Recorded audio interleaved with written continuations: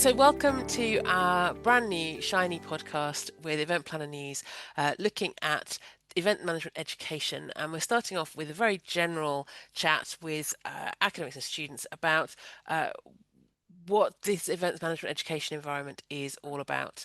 So my name is Claire Drakerly. I'm a senior lecturer at the University of Northampton, and I lead the BA Events Management programme there.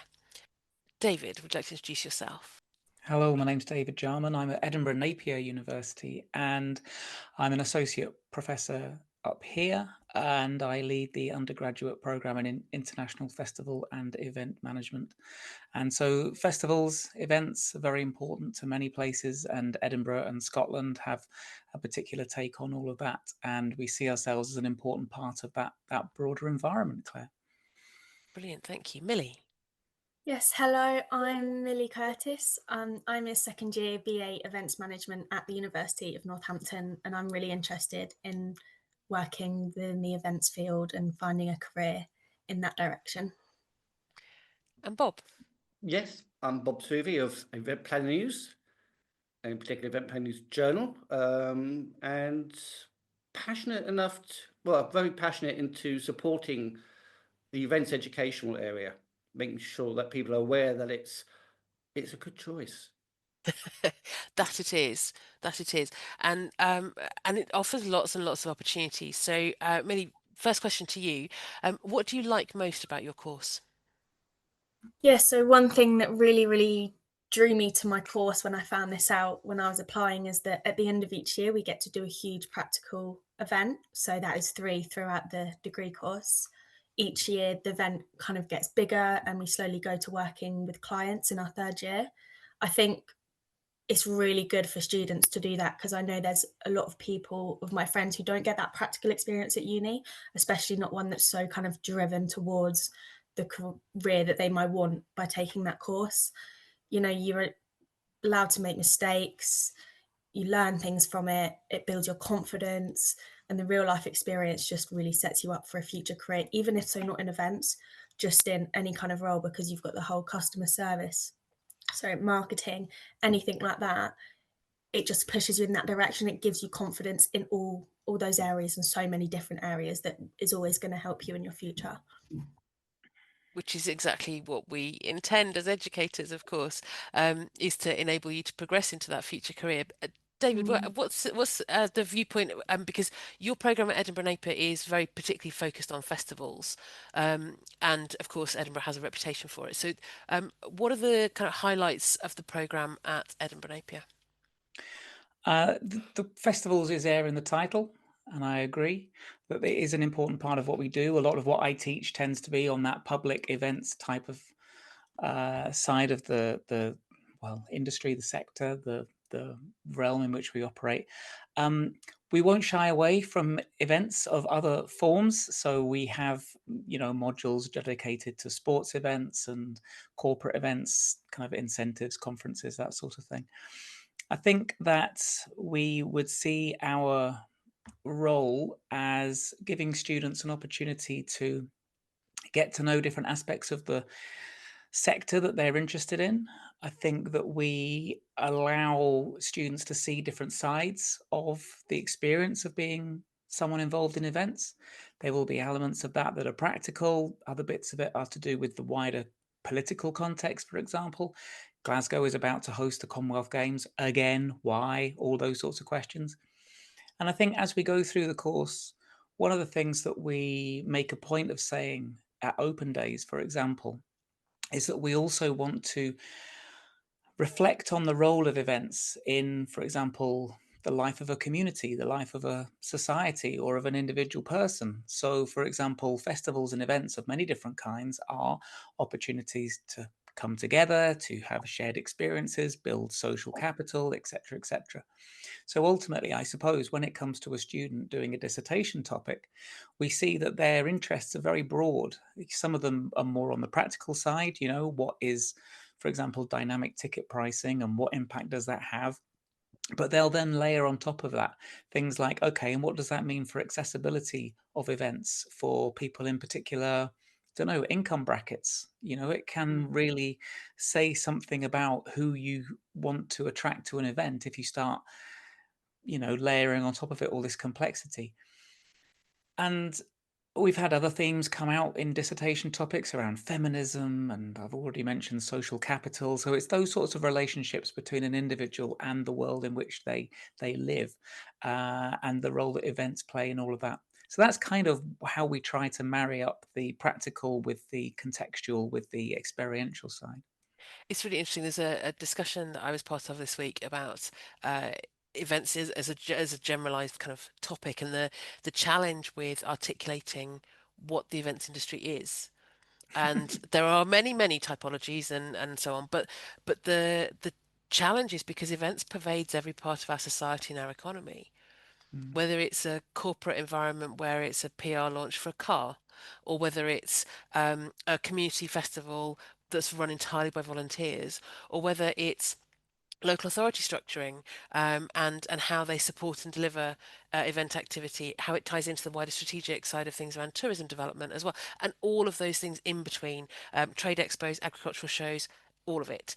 And that means that we are really difficult to pin down. Which is brilliant, but also really challenging, right? So when somebody studies events management, they're not just studying how to run a gig, although that's kind of like our base unit, right? That's our kind of basis of how do you make that show, whatever kind of context it's in, how do you make it happen? Um, Mm. it is about understanding that wider context of it so that you can understand how it's placed in that space. Bob? Well, there's a question for Millie, actually, relating to what Claire's just said. When you tell people that you're on an event management course, you tell your friends, your extended family, what do they think you actually are going to be doing? Because I think a lot of people go, oh, it's weddings, isn't it? Or Yeah. birthday Parties. parties Yeah. and that sort of thing. So how do you think people reacting? What are they saying to you? Well, I certainly get a lot of, oh, I didn't know you could like do a degree in that. It's like, yeah. And it's awful the way I say it, but when I try and explain it to people, I'm like, oh, it's kind of like a glorified marketing degree, but it's really not, because you learn so much and it's all about understanding different audiences and stuff. And I think the way I try and explain it to people is, events is literally part of everything in the world. So it's such a huge kind of topic. I'm explaining how, there's so much market research involved and marketing involved and risk involved and stuff like that. So I think when a lot of people hear that the degree I do, they definitely do go to like, oh yeah, so do you want to like plan birthday parties or weddings? It's like, no, I want to do things like help the environment. I want to, make sustainable choices within events, help the world become a more sustainable place, initiatives with technology and events, and stuff like that, which is, along with what Claire was saying, like the course teaches you so much more than just how to plan an event and how to run an event. So that's definitely something that takes people back when I explain to them kind of what my course is. They're like, oh, well, that's pretty cool. I didn't realize that. It's kind of how they take it, which feels good to say that, because, it's like, yeah, I, just do this events management course. I just, do birthday parties, whatever. But no, but like I'm learning how I can make a change in the world and have a positive impact on such a huge sector. I couldn't put it better myself, Millie. That was wonderful. Thank you. So, which kind of leads me on to the next question, which is what are you most excited about for this academic year? So, Millie, I come to you first. What are you most excited about for this year? Well, you'll know all about this, Claire, but I'm really excited about that trip to Silverstone with the simulation. It's like everything goes wrong, isn't it? Kind of simulation that allows us, again, I guess it's kind of similar to that. You get to experiment with risk, but within the safe side of, not potentially having someone's life at the balance or losing a lot of money, because it's all a simulation.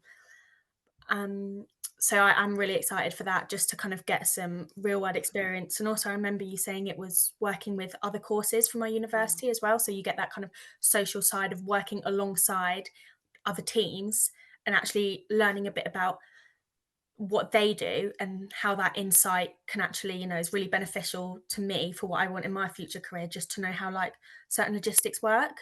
So I think that's going to be a really big like thing I can learn from and really take into my future career. Thank you, because that's it's definitely a project that's taking lots of time and effort and energy, but it's totally worth it because it's creating that experience as real. It's as Mhm. real as we can possibly make it, and that means that we are working cross-curricular. So Mm. that simulation works with criminal justice, with policing, with marketing and PR, and it's also going to be working with tourism and hospitality in collaboration not only with Silverstone Circuits but also with the museum and the Hilton that's on Mm. site. And there's a whole comms strand that's evolving at the moment that will involve the Silverstone comms team. And what's lovely about it is that that's a really tangible interaction between students and the and event professionals at Silverstone, Mhm. and they're using it for training up their team as well. So it's Wow. lovely, lovely bit of collaboration where everyone gets to win. Bob, what were Mm. you going to ask? Well, no, it's just an observation. Isn't it interesting that that the event industry is like a connector to all things? Mm. You Yeah. know, it covers everything from marketing, it covers to well-being and sustainability, plus all the subsidiary stuff. You've got to know the rules and regs about what venues can do and what they can't do. That's law.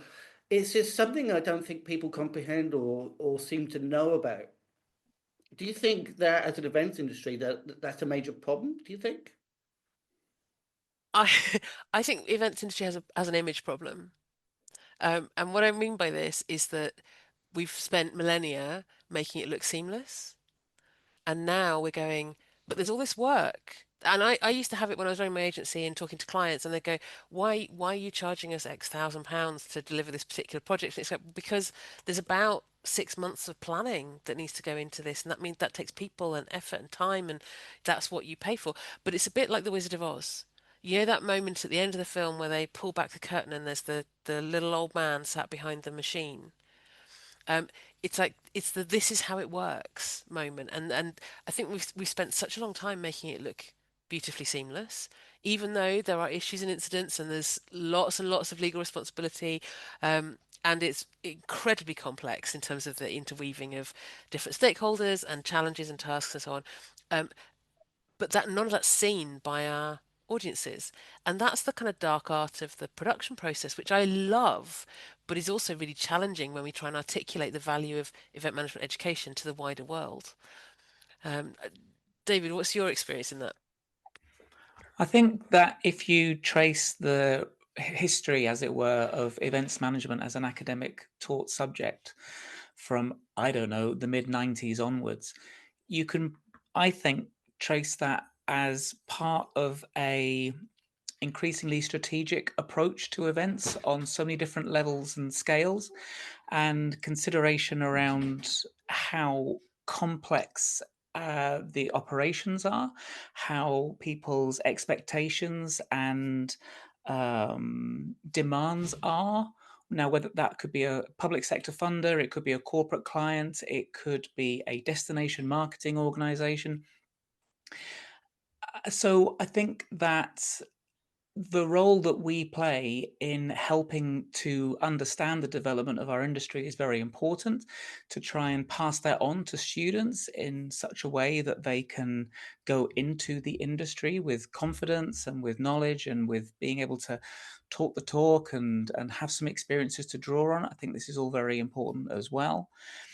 And so, yeah, if we see how individuals then go on from our courses to develop their careers, my hope is that some of the considerations, the values, the ambitions perhaps that they had and developed as a student then go on to inform the career choices that they make. So I think it's wonderful looking on LinkedIn and I see that maybe an event has been nominated for an award, shortlisted for an award. And then I find actually that was one of my students or graduates that led that part of that event. And that's not necessarily in terms of the operational side, but it's at that deeper level, as Millie was saying. I want this to be a sustainable event. I want this to be a, inclusive event. And that's, I think, part of what we can do to say, events can project a well, yeah, as we've been saying, a kind of vision of everything, really. And for that small period of time that the event is taking place, that becomes reality for the people who are attending. So let's do something with that. Yeah, absolutely. The impact we can have and do have in many ways is really significant, and that's part of the challenge then in terms of creating curriculum that spans all of those functions, and ensuring that we are building those skills and so on that are supporting that future career development, and not only the kind of having a complete curriculum, but also inspiring in our students that desire to learn and keep learning and keep developing practice and sharing it, and seeking that kind of that quality and output.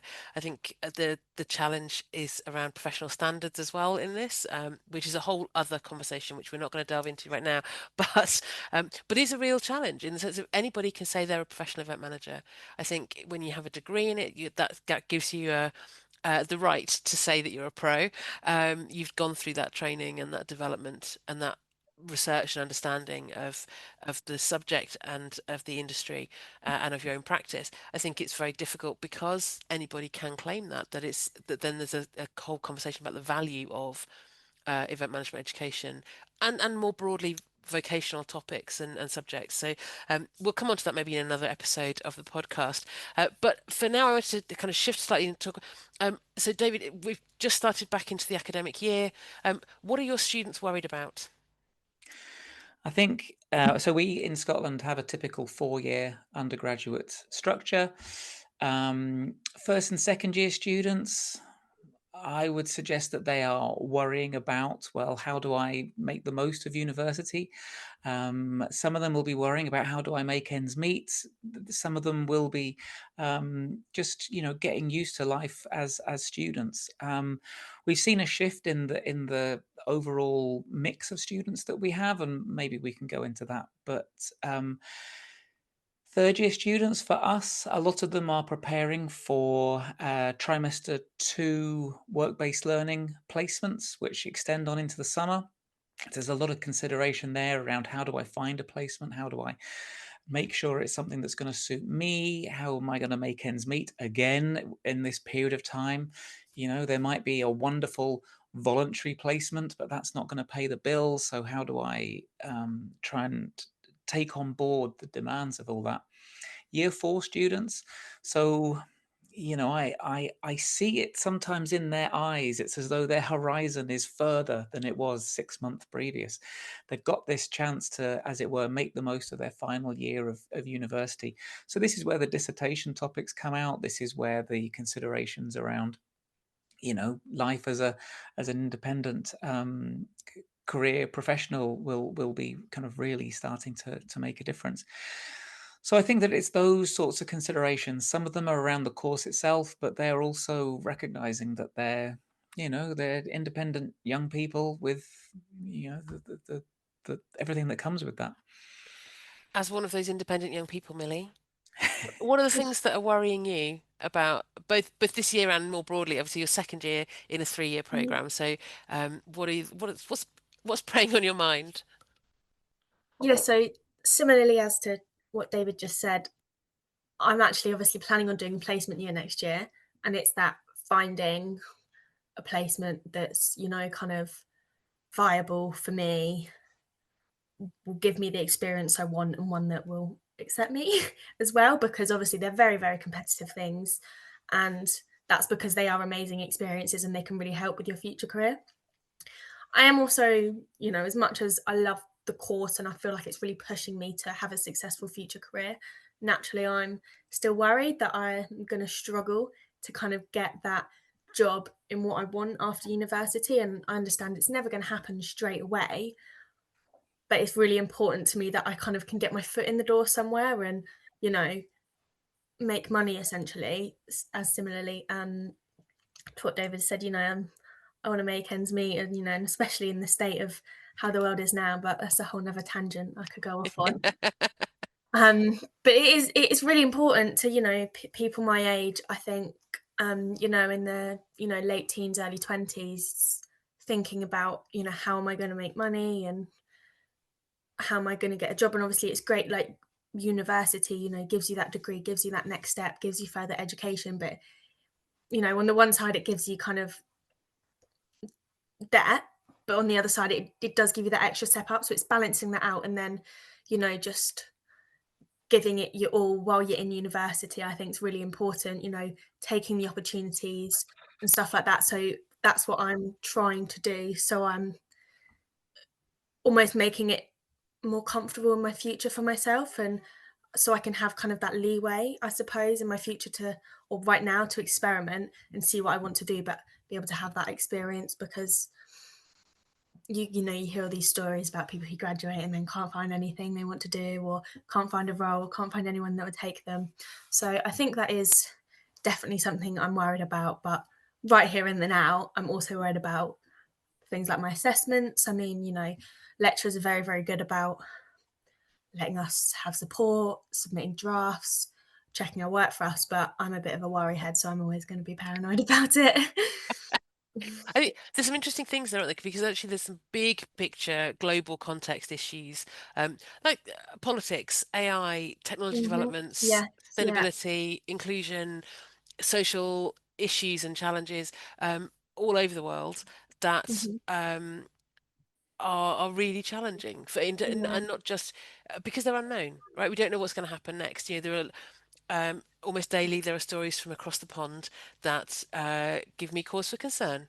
and and that's but that is also the nature of humanity. We are an evolving species, and so these things do keep evolving and changing, and that is sometimes really worrying in terms of how we can respond to those and equipping ourselves to do that. Bob.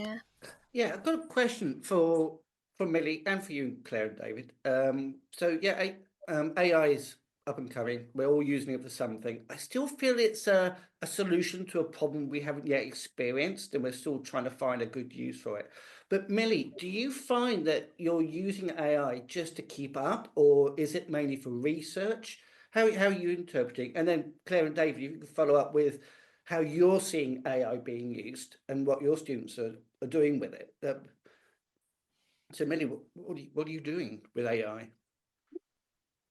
Well, in terms of, my academic kind of side of everything, I'm trying to use it a bit more, because I don't think I was very good at using it last year for just answering like simple questions, or kind of giving me like not incentives, but kind of like sparking, things in my brain to be like, oh, okay, that can help me with that. So I do kind of use it as a starting point. If I'm, don't know where to start with something, a bit confused about something, just whack it in there and say, what does this really mean? How can I break this down? Because I do struggle to do that myself. Naturally, like, break things down, I have to really like slowly pick things apart. So it's kind of helped speed up that process. I also use it for structure, because I struggle to structure things. I'm not trusting it on the air, like, finding academic sources and stuff, because yeah, I'm too scared to do that. And I think, that's probably the safer side to be on, because, there's still a lot of issues where you never know if it's, what it's made up and what it's not, and where the things are actually from. It's still, it's not like a real person you can trust, kind of thing. But yeah, this second year, especially kind of since 2025, and I've kind of got more into university after starting last year, using it just for that kind of first initial spark, that first initial thought that's going to help me progress onto something more, is really good. And that's how I have found it helpful, and that's kind of how I've used it within my studies and stuff. I think I agree. Well done, Millie. That was excellent. Compliant with our technology and AI policies. But that's exactly what we talk about in the classroom is the use it because it's something that industry are using, and learn how to use it effectively in a way that doesn't drop you in it like the Deloitte incident a few weeks ago. So that whole thing of using it but with integrity, I think would be our university perspective certainly, and from a personal perspective, I use it almost every day because I use it as a critical friend. I use it as a bouncing ideas off, or reframing emails that I've been trying to kind of grapple with, or I'm just not, my head's not in the right space, or I'm rushing. AI can be really helpful for just helping smooth that over, take away that bit of thought process. but I never use it to write for me. So I think that's the kind of, because it's stupid, right? AI is not intelligent. It is stupid. It doesn't think. Go on, Bob. Well, this is the thing. There's people tend to not look at that small writing at the bottom that says, "Well, this thing makes mistakes." So by the time you've verified everything, you might as well just written it yourself. And I think people kind of forget that it makes mistakes, or indeed hallucinates and comes up, as you hinted at earlier, with reports and studies and surveys that don't exist. It's made it up because it needed to give you that 5 that you asked for. Yeah. David, do you find that as well? I heard it said on a podcast less than a week ago that AI is very confident and knowledgeable on every subject except the ones that I know things about, as if as if when I'm using it on the stuff that I am most comfortable with myself, then I am much easier to pick the holes in what it's suggesting or know the limits on how useful it can be. So, for example, if I had a new topic within one of my modules and I wanted to create a new class around it with a bit of lecture and a bit of activity and what have you, then sure, yeah, I could start firing questions into an AI chat box and I would get some very useful stuff back, which I could then build upon and take it from there. But then, yes, this level of caution comes in if it's a material that I'm not so familiar with, or where I might be operating at a kind of, okay, this is surface level introductory, and now I'm going to have to find other sources to actually kind of make more use of this. I think that my institution, and I believe others, are becoming increasingly savvy about how to work with students to develop policies and practices and ways of working that are appropriate using these particular tools. Within Napier, for example, we have a traffic light system, which has been there in the background for about 18 months, but I think is now increasingly coming to the fore and becoming, I think, mainstreaming is the new noun turned verb, where the standard template will say, well, here are half a dozen potential uses of artificial intelligence. And on this particular assessment, in this particular module, here are some red lines. Don't do this. Here are some, step with caution, orange sections. But then there's a couple of green sections. Absolutely, use it for these kind of ideas. I think that is an ongoing conversation. I think it's fantastic that institutions are providing the tools to then enable, and you might say empower, module leaders and tutors to then say, well, look, this is how we're planning this particular assessment. I mean, it puts the weight on the shoulders of module leaders to kind of understand the world in which they're operating, but that's part of the general conversation, I would say. I'd agree, but we've also got tools built in now to our systems and processes. So things like our online library access has an AI search tool that's not replicating Google in any way. It does that combination of search and structure, really, of okay, this might be the most appropriate thing to use. Bob.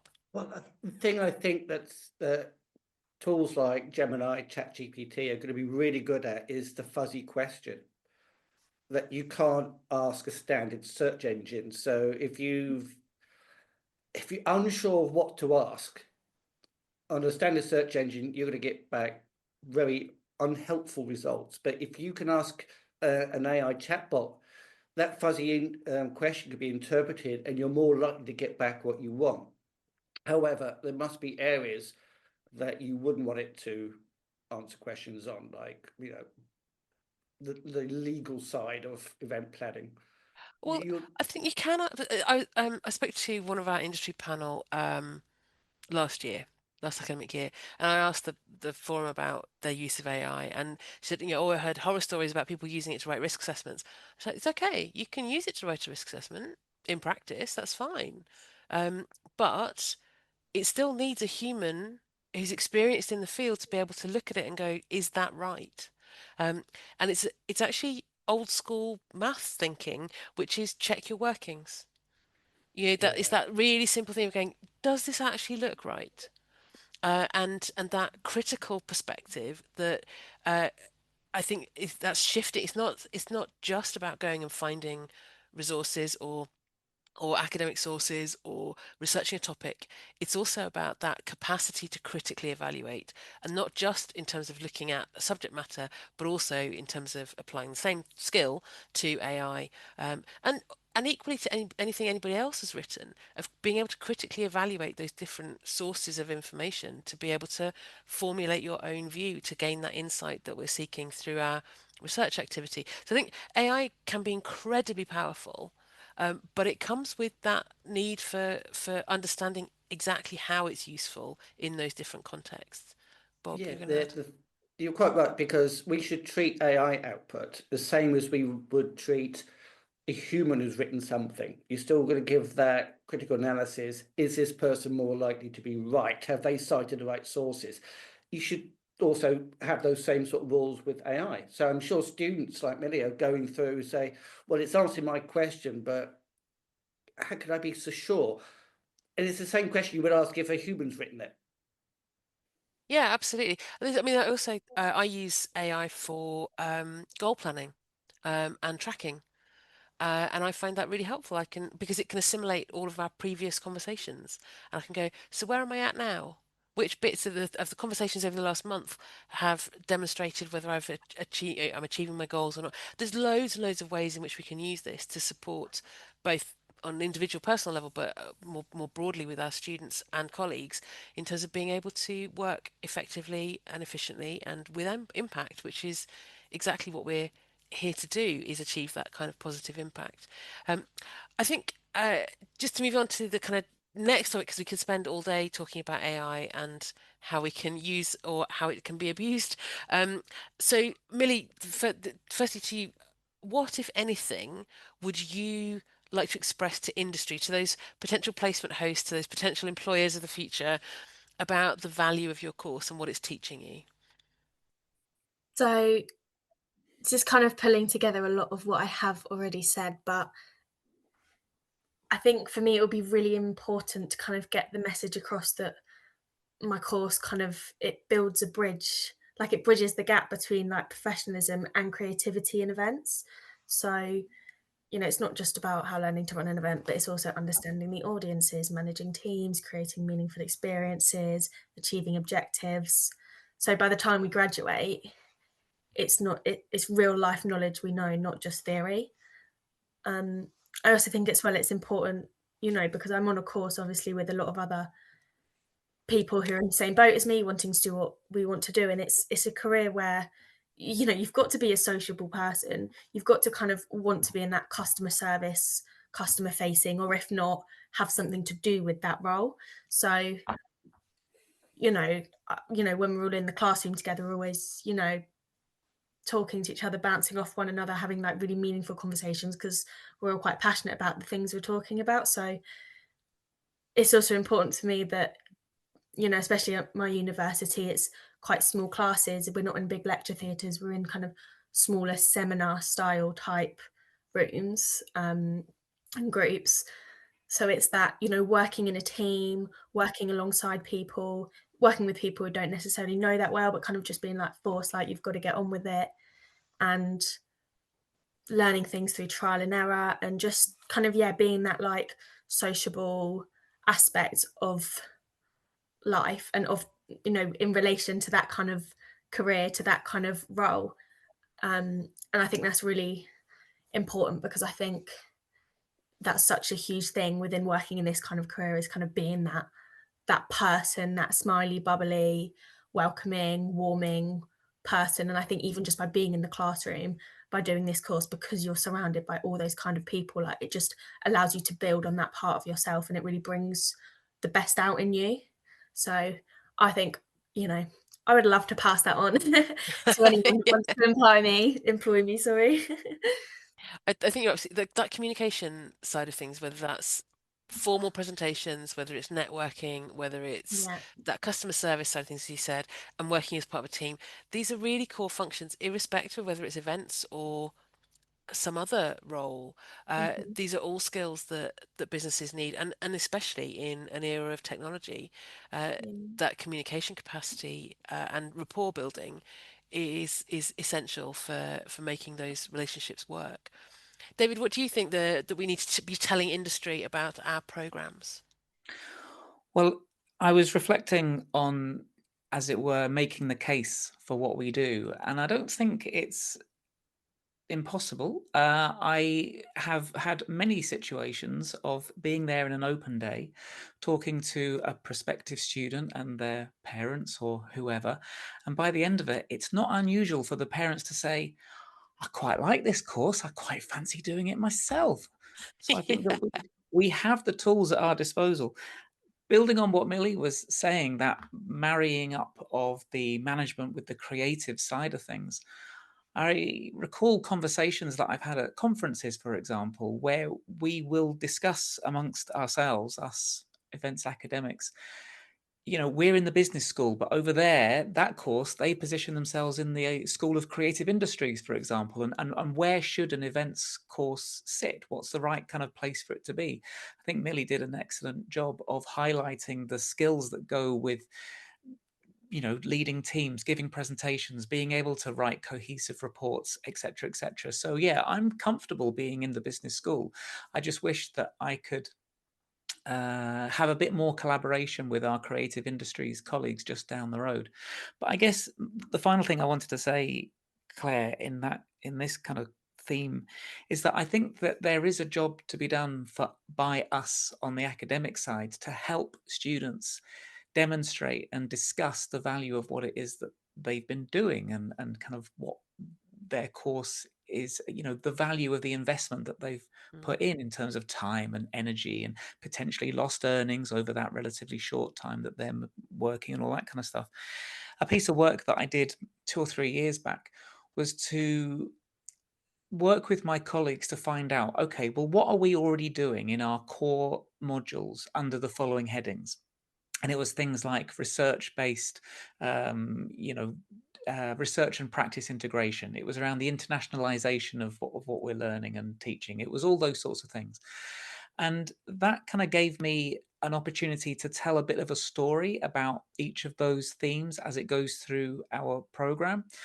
And I then used those stories to try and tell, okay, well, so what's the big picture? Where are there kind of aspects of what we're doing?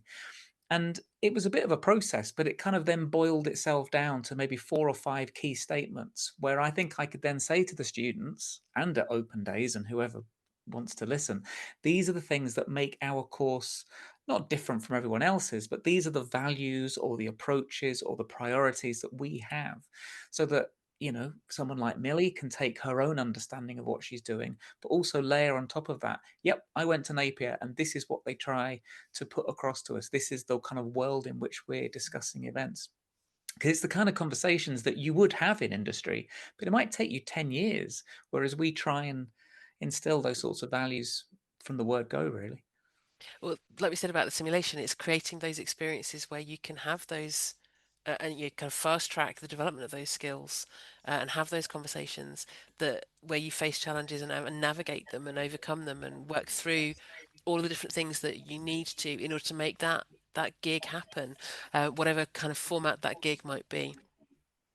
So thank you to close off our podcast. Thank you both very much for your input and participation today. And I think a fitting start to getting our podcast off the ground. And the next one will be looking at academic perspectives on research and how we engage with the wider industry. So thank you very much. Inside Event Education is a production for the EPN Journal podcast.